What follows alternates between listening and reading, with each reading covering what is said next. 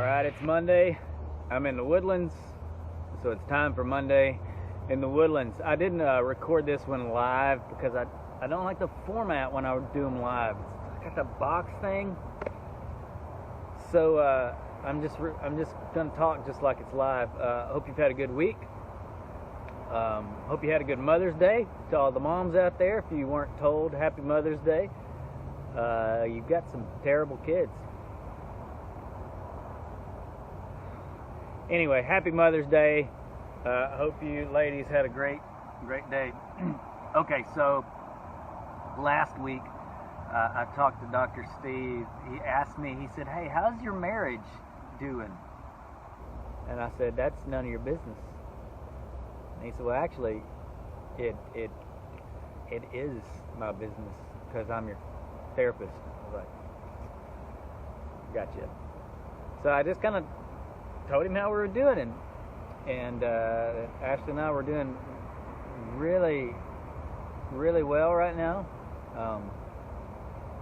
and we got to talking about our little counseling week that we did in Austin back in January. So I just wanted to share a little bit about that today. So this is going to kind of be not specifically just about marriage, because if you're not married or you're going to be married or you're thinking about marriage, what I'm going to share today, I really do believe it can help. Okay. So we went to this place called the Relational Care Network, I think is what it's called, Relational Care Counseling, something. I'll get you the name of that later. Relational Care. It's in Austin, and it's a 6-day retreat where we got into some serious counseling. First 2 days, just Ashley and myself with a counselor named Steve. Not the same Dr. Steve. Here's another Dr. Steve.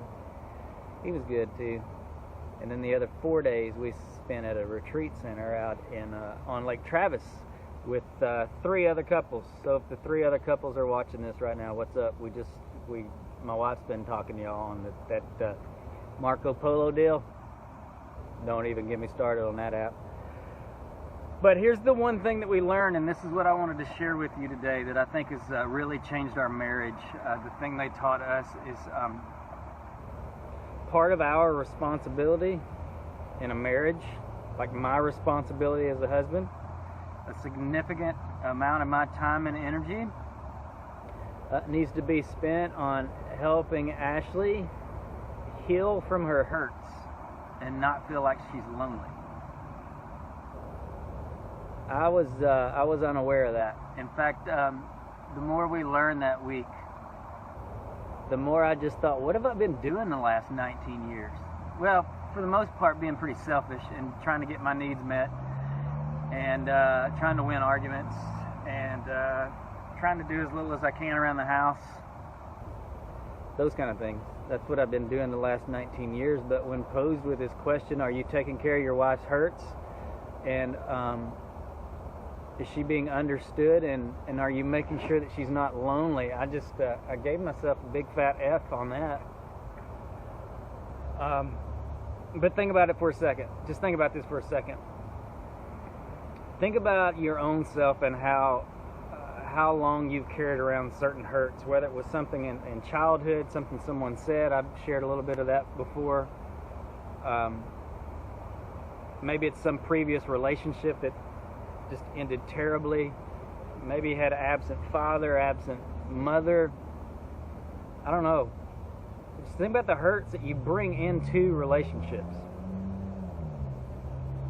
And then think about the hurts that relationship itself causes, right? That person who, after we walked down the aisle and we gave each other's rings and we slammed cake in each other's face and we went on a honeymoon and did that stuff, and then we got back to the real world, and before you know it, the other person's hurt you.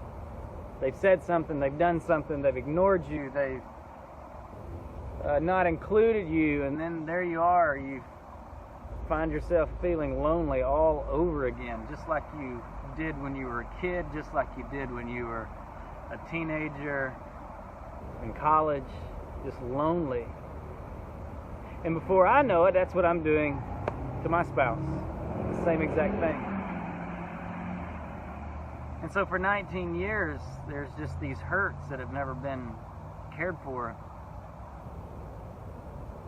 And that was the first week where I could truly say I really began to understand and to know and to truly care for my wife. And that just sounds ridiculous that it took 19 years, but I'm guessing there's probably several of you maybe in the same boat.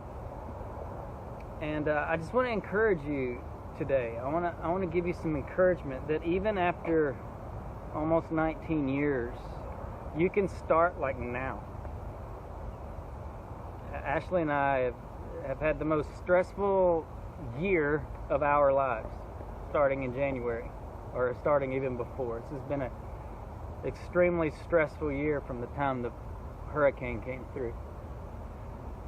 But I believe we care for each other better right now than we ever have, even in all the good times where things seemed to be going well. And so I want to challenge you to begin to care for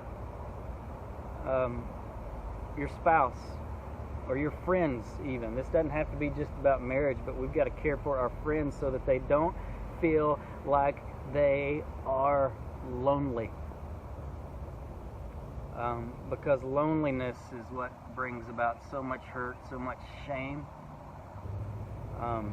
And you can't dig out of that by yourself. You just can't dig out of it by yourself. So I'm going to get more into this. There's just a lot to it, and just keeping it under 7 or 8 minutes is difficult. I wanted to... It's sponsored. I don't know. They've not called me yet. This book, this is what Ashley and I... We didn't go through this book in our counseling, but this is the book that a lot of the stuff is based off of. It's got a kind of racy title. Intimate Encounters. Anyway, look it up. It's by a guy named, where's his name is? David Ferguson. David Ferguson. Intimate Encounters, David Ferguson. You're going to want to check that book out. It's a much slower way to do what we did in about a week. Also, some of you have been asking about the rewiring your brain thing. Well, here's the book that's actually called Rewire Your Brain. This is it right here. It's by a guy named John Arden, PhD. He seems like a nice fella. This is a great starter book if you're interested in the whole idea that you can actually rewire your brain. I got so much more to talk about, but I'm out of time. Next week, I'm going to tell you a little bit about... there goes some kids. Next week, I'm going to tell you a little bit about kind of what I'm going to be doing with this message, just besides the Mondays. And I'm excited about telling you about that. Hope you guys have a great week. Get yourself to a counselor. Get yourself some help. You don't have to live like this. There's hope. You can start over, especially in your relationships. Thanks. Bye.